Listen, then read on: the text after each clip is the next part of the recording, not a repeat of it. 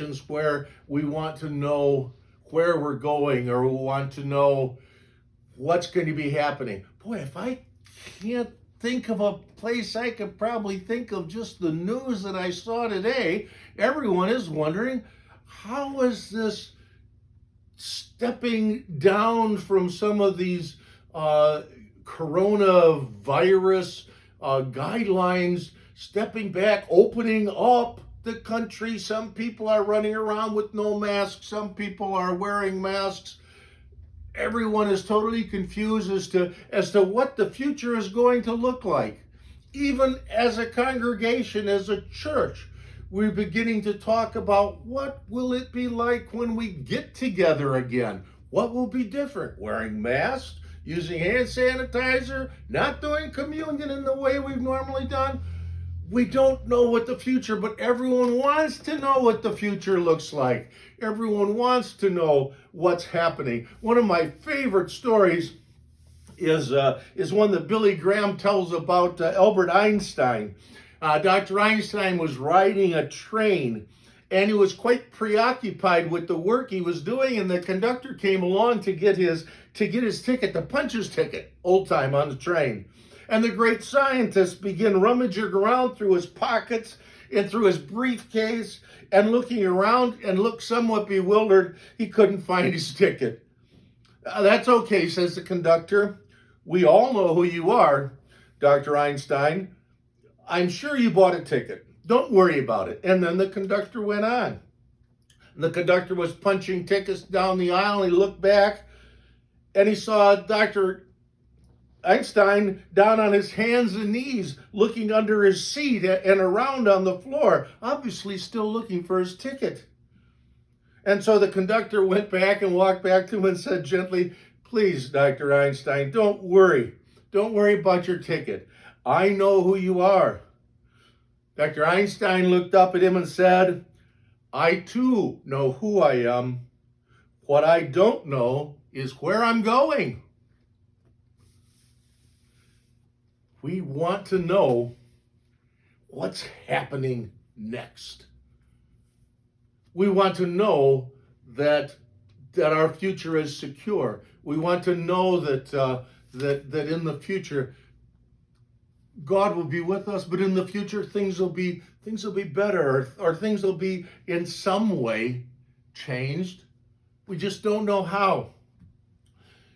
It was Paul Harvey that had this line that I like so much. At the end, he would tell a story, and he says, "And now the rest of the story." We always like to know what the rest of the story is. Well, I want to tell you a story that is part of my life. My father was 101 years old, passed away on Easter Sunday. And on the Wednesday before Easter, the Wednesday during Holy Week, he had gotten an iPad, and the nurse was with him, and my dad and I had a conversation on the iPad doing Zoom, so I was able to talk to him and say goodbye, and he was able to see my grandson and my wife and his grandson that were there, and we had a chance to talk to him for about 20 minutes. I thought that was the last time that I was going to talk to my father. And so after this Zoom meeting on Wednesday, he was not supposed to make it through the weekend. So on that Zoom meeting, I had thought that I had talked to my father the last time. And on Holy Saturday, I was over at my son's house doing some work, and I realized I didn't have my phone with me, and I'm always attached to my cell phone. And so I ran next door to where my house is, and I went and I found my phone, and as I looked at my phone, I had received a call from my dad on my cell phone, from his cell phone. And so I called my sister and I said, "Ruth," I says, "are you in Dad's room?" Because they don't let anybody in. I says, "Are you in Dad's room using Dad's cell phone and calling me?"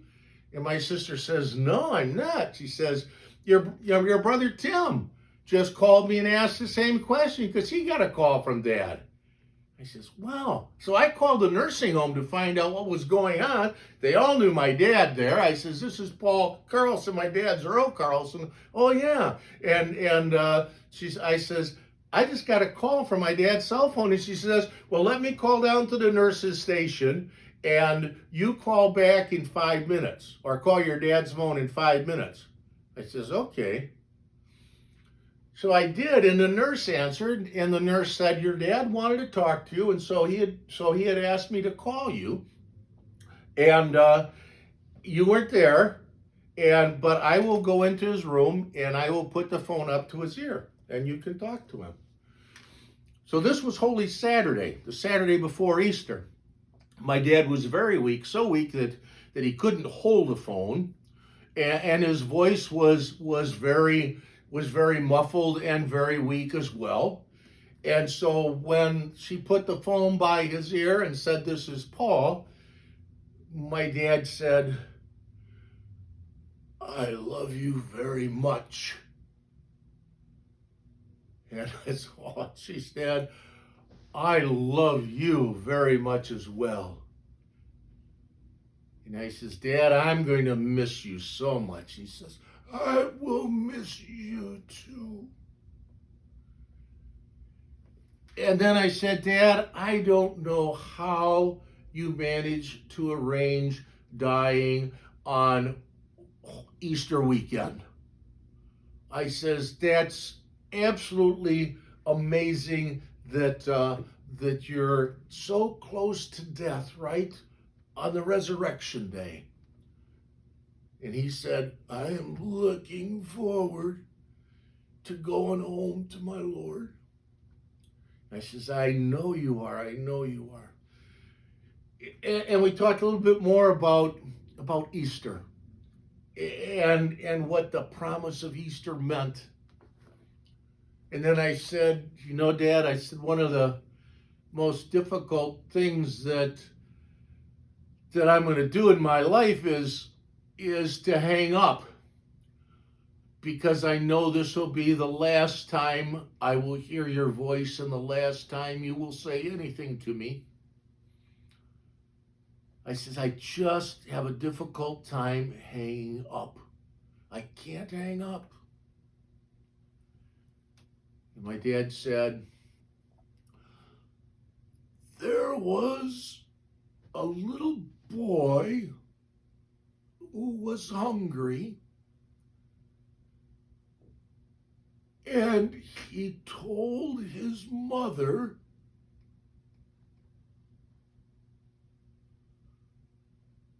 so the mother and the little boy went into the kitchen, and then there was a long pause. And the nurse picked up the phone and said, your dad has fallen asleep. And I says, he fell asleep? What's the end of the story? Has he told this story to anyone before? And the nurse says, no, I have not heard that story. Now, my dad is a great storyteller. He's been telling stories all his life, and he's a great jokester. Every day he would go down to the office at this retirement center that he was at, and every day he would tell them a joke. He was known for his jokes. He was known for his storytelling throughout his whole life. And so what my dad does on his deathbed is to tell me either a moralistic story that has some great moralistic ending, or to tell me his last joke. And I don't know which. I do not know the end of the story. And so I called my brother, because I figured, well, maybe Tim had talked to Dad. And so I called Tim and I said, Tim, I know Dad called you today. Did you call him back? And Tim says, yeah. I says, did he tell you a story? And Tim says, no. He says, when I called him, the nurse put the phone to his ear and Dad said hello, and then he fell asleep. I says, well, he told me a story and I don't know the end of the story. And so I called my sister in Virginia and asked her, I says, Naomi, I said, did Dad call you today? And she said, no. I says, well, he called me, and then I told her the story, and I says, I don't know the end of the story. I don't know whether it's a moralistic ending of a story or whether it is a joke, his last joke. And then I called my sister in Wisconsin and likewise asked her if she'd heard of that story. And her response is, well, we'll look in his office when we clean his stuff out and see if we can find in his boxes a joke. We'll see if we can find that one. So my dad had told me a story with no ending. My dad had also gone to sleep, so I didn't have to end our conversation. He did, with a story that had no ending. Now, I went to sleep on Holy Saturday, or I tried to go to sleep on Holy Saturday, and this story kept going around and around and around in my mind. And I so badly wanted to know the end of the story that I made up a moralistic ending to the story and a joke ending to the story. Let me share with you what the moralistic ending of this story might have been. It's kind of like a Mother's Day story, I think. The mom and the boy went into the kitchen. The mom opened the refrigerator and she took out the mayonnaise and she took out the bread and she took out the bologna and she took out pickle and she took out cheese and made a bologna, cheese, and pickle sandwich. And the boy ate the sandwich and he says, Ma, that sandwich is absolutely tremendous. That was the best sandwich. I love that sandwich. You've taken care of my hunger. And that's just like God knows what we need. Just like that mother did, knows what we need. And God shows us his love and his care and his assuring presence with us by the way that he tends for us